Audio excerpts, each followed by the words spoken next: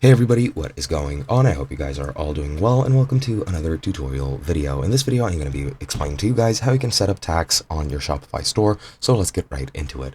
Now, to set up taxes for separate regions, you do need to navigate to your tax settings, and each region does have separate settings and separate formats which are required to be entered. Now, of course, you do need identification numbers for most of them so that you can set up taxes accurately.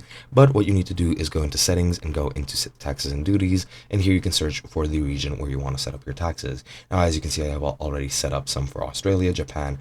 For Serbia, it's already set up, and I've already added some to, I guess, nothing else. But let's say I want to add taxes for the United States. I just need to click here and I need to add all the data that is needed. Now, as you can see, for North America in general, you'll have the Shopify tax, which is active perpetually. Then you need to you can also access the data you need to file in each jurisdiction, because there are 50 states which all have separate tax codes, and you can select the regions you're collecting in. So for example, let's say Kentucky, you need the sales tax ID, but if you don't have it, you can add it later.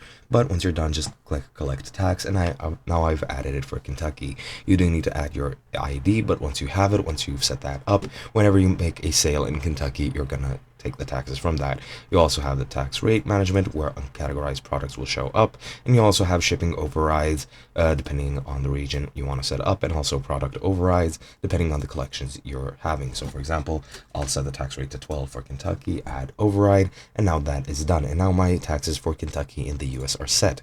Pretty much the same goes for all other regions. However, they all have their own separate things that you need to take care of. But that is pretty much that for the taxes. Hope you guys enjoyed, and I'll be seeing you guys in another video.